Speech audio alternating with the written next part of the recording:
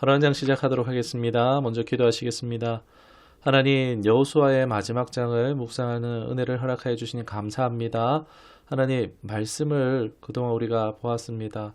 이 내용은 시간이 지나면 잊어갈지라도 말씀을 통해서 들어왔던, 우리에게 심겨졌던 여호수아의 영성이 우리 안에서 심겨지고 자라고 열매 맺기를 원합니다. 그리하여 하나님으로 승리하는 우리의 삶들이 되게 하여 주옵소서. 예수님의 이름으로 기도드리옵나이다. 아멘. 오늘은 말씀을 다 읽진 않고 보면서 눈으로 따라가면서 설명 듣도록 하겠습니다. 먼저 1절입니다. 드디어 여호수아의 마지막 장으로 24장은 이제 이스라엘 온 백성을 향한 여호수아의 고별 설교로 이제 대미를 장식하고 있습니다. 근데 고별 설교한 장소가 조금 특이한데요. 지금 이스라엘의 중심지는 실로입니다. 그런데 세겜으로 사람들을 모았습니다. 왜 그럴까요? 세겜이 어떤 곳일까 하니까 야곱이 삼촌 라반의 집에서 돌아올 때에 모든 우상들을, 가족들의 우상들을 다 묻어버린 곳이 세겜입니다. 창세기 35장 4절에 나오는데 이 세겜이라는 곳이 바로 이스라엘에게, 야곱이 이스라엘이잖아요. 이스라엘에게 있어서 우상을 거부하는 상징적인 장소가 바로 세겜이다. 오직 하나님만을 섬기겠다라는 결단의 상징의 장소인 곳이 바로 세겜이다 할 수 있겠습니다.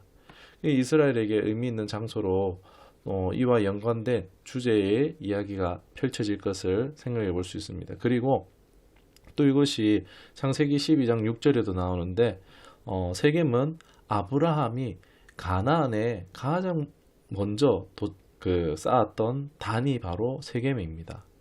아브라함에게 약속한 모든 약속이 지금 신실하게 이루어진 시점, 정말 이루 말할 수 없는 최고의 그런 장소가 바로 세겜이라 할 수 있겠습니다.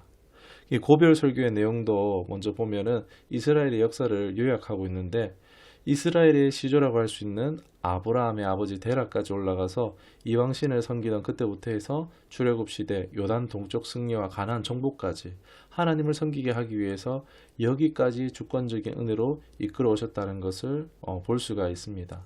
2절과 3절을 눈으로 따라보시기 바랍니다. 데라 때에 이제 아브라함도 우상을 섬기던 죄인이었죠. 당신의 백성을 하나님께서 이런 죄인들 가운데서도 불러 삼으셨음을 상기시키는 것을 볼 수 있습니다. 또 특별할 것 없는 그런 어떤 조건이 없는 하나님의 사랑임을, 또 약속의 시인 이삭을 또 신실하게 주셨고, 또 에서와 야곱 중에 야곱을 이미 예정하사 택하셨음을, 어떤 조건이 없는 일방적인 하나님의 사랑임을, 은혜임을 말하고 있는 것입니다. 이제 4절, 7절을 눈으로 따라 보시면서요. 하나님의 사랑으로 애굽에서 번성했지만 꼭 순탄하지는 않았죠. 노예가 되었지만 이 또한 스스로 따르지 않는 이스라엘을 이끄시기 위해서 허락하셨던 거죠. 그 가운데 하나님께서는 모세를 보내 놀라운 기적으로 구원을 베푸십니다. 그 조상 아브라함과 언약을 지키시는 신실한 하나님을 기억하게 하는 것입니다. 이제 8절에서는 정복한 이야기, 승리한 일들이 나오고, 9절에서는 이제 발람을 통해서 이 저주하고자 했지만 하나님이 이것을 또 축복으로 바꿔버리시죠. 하나님께서 이스라엘에게 가나안을 손에 넘겨주심으로 또 승리하게 하십니다. 이 다 하나님의 은총을 기억하고 있습니다.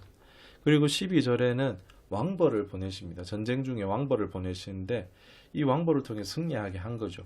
자기의 능력이 아니다라는 것을 분명히 말하고 있는 것입니다. 전적인 하나님의 은혜 가운데에 승리할 수 있었다, 정복할 수 있었다는 것을 상기시킵니다. 13절에도 이제 하나님의 순종함 따라간 그 결과가 뭐냐, 내가 일구지 아니한 땅, 내가 세우지 않은 성읍을 얻게, 이 모든 것이 하나님 주신 축복입니다. 하나님의 약속을 따라감으로 하나님께서 성취하고 신실히 이행하셨다는 것을요, 이 모든 이스라엘에게 말하고 있습니다. 즉, 이 모든 시대에 하나님이 주인공이셨다, 하나님이 하셨다, 하나님이 이루셨다는 것을요 분명히 고백하고 있습니다. 1절에서 여기까지 1단락으로 보고 7글자로 이것을 정리해 보면은 신실하신 하나님이라고 말할 수 있겠습니다. 이 신실하신 하나님의 은혜를 우리도 늘 기억하면서 감사와 영광 올려드리는 삶이 될 수 있기를 주님으로 축원합니다. 이제 14절을 보면은 그리고 여호수아의 진심이 이어집니다.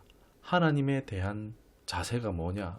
경외함, 온전함, 진실함, 섬김, 이것이 기본 도리임을 말하고 있습니다. 15절에 이어보면은 파격적인 또 선언을 하는데 이거 자칫 잘못하면은 다른 신을 섬겨도 돼? 라고 볼 수가 있는데 실제 이스라엘이 이집트에서는 그랬었죠. 그러나 이것을 말하는 것은 인간에게는 자유의지가 있다는 것입니다. 그런데 여호수아는 그 자유의지를 가지고 나는 여호와만 섬길 것이다 라고 말하고 있습니다. 여호수아는 어떻습니까? 그 하나님의 은혜와 은총의 경험 때문에 결코 하나님을 부인할 수야 부인할 수가 없는 그런 지경에 있는 거죠. 하나님께만 충성을 맹세합니다. 다른 신은 없다는 것입니다. 이 이야기를 하는 것은 다른 신 섬겨도 돼 이런 얘기 아니라 하나님이 주신 너의 그 자유의지로 하나님을 선택해 라고 오히려 더욱 강력하게 말하고 있는 것이 이 15절이라 할 수 있겠습니다. 이제 16절에 보면은 이에 이스라엘은 하나님만을 섬긴다고 화답을 하죠. 그러나 이제 19절에 보면은 여호수아는 또 폭탄 선언을 합니다. 너희에게는 하나님을 섬길 능력이 없다라고 말하는 것과 다름이 없습니다. 하나님과 우상 이 세상 사이에 유혹에 넘어지지 않는 것이요 결코 쉽지 않기에 재다짐할 수 있도록 재결단할 수 있도록 여호수아가 이스라엘을 자극하는 것이라고 볼 수 있습니다. 심판과 저주가 있어. 하나님은 질투하는 하나님이야. 한눈 팔면 진짜 안 돼. 멸망당할 수 있어. 하나님은 사랑하기에 질투한다는 것입니다. 우리에게 하나님은 늘 진심이고 간절히 우리를 원하시기 때문에 우리 또한 한눈 팔지 않도록 주의해야 할 것입니다. 20절에 어설픈 각오로 언약 맺지 말라는 겁니다. 심판 두렵다고 말하는 것입니다. 적당히 신앙하면 곤란하다는 것입니다. 잘못할 시 심판도 감수할 의지가 필요하다는 거죠. 그 정도로 각오를 가지고 스스로 하나님을 선택하는 그런 결단을 요구하고 있는 것입니다. 23절에는 이제 하나님께 마음을 향하고 이방신을 버리라는 거죠. 오직 여호와 한 분만을 섬길 것을 요구하고 25절에서는 언약을 맺고 있는 장면임을 우리가 알 수 있습니다.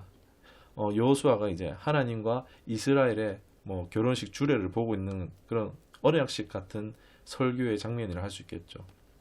결혼식 우리 할 때도 한 사람이 죽을 때까지 아끼고 사랑하기를 사람들 앞에서 고백하는 것처럼 신앙도 마찬가지입니다. 죽을 때까지 한 하나님만을 사랑하며 섬길 그것을 각오함이 필요합니다.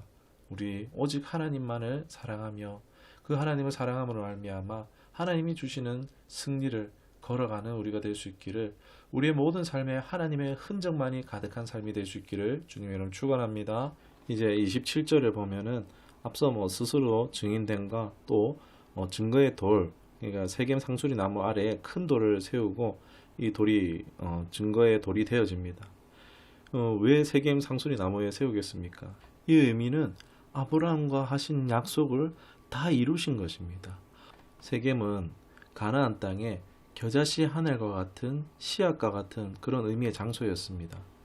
그러나 이제는 완벽한 하나님의 언약의 성취를 이루어진 그런 하나님의 신실함의 증거의 장소가 되어졌습니다. 이제 이스라엘은 충성을 다짐하고 세겜에서 해산합니다. 하나님의 언약은 다 이루셨습니다. 이제는 이스라엘 백성들이 하나님과 맺은 언약을 신실히 이행해 나갈 것만이 남았습니다. 율법과 언약을 주셨지만 자율에 맡겼습니다. 하나님을 선택하기를, 하나님을 선택하는 것은 곧 생명을 선택하는 것과 다름이 없음을, 하나님이 아닌 세상을 선택하는 것, 우상을 선택하는 것은 죽음을 선택하는 것임을 우리가 생각하면서 경각심을 가지며 살아가야 할 것입니다. 29절로 33절은 이제 여호수아의 죽음을 다루고 있습니다. 110세에 이제 하나님께로 돌아가는데 크게 그의 업적을 정리해 보면은 가나안을 정복했고 또 마무리로 분배까지 했고 마지막으로 하나님과 이제 이스라엘 백성 사이에 재언약, 재결단까지 그의 삶 온전하게 하나님 앞에 드려져 임무를 완성하였습니다. 그의 시작은 모세의 종에서 출발하였지만은 여호와의 종으로 마치고 있습니다. 인생은 평생 육신의 종로로 타다 가는 것이 일반입니다. 그러나 우리는 인생에 육신의 종로로 타며 사는 삶으로 마치는 것이 아니라 여호와의 종으로, 주님의 종으로 인생을 마칠 수 있는 아름답고 온전한 축복의 삶이 될 수 있기를 주님의 이름으로 축원합니다. 이 시간 기도하도록 하겠습니다. 하나님, 아무것도 아니고 흠모할 것도 없는 우리를 그 하나님의 주권적 사랑과 은혜로서 우리를 선택하시고 영광스러운 하나님의 백성으로 우리를 불러주심에 감사합니다. 하나님, 보이지 않지만 그런 믿고 따르는 자에게 열심으로 신실함으로 일하시고 역사하시는 하나님, 우리의 믿음에 연약할 때 또 그 믿음의 연약함을 아시고 또한 주셔서 더하게 하시는 하나님 감사합니다. 한 사람을 택하여 열국을 이루신 하나님의 그 역사하심을 믿으며 오늘 신실하신 하나님을 따라 나도 신실하게 살아갈 수 있도록 붙드시고 인도하여 주옵소서.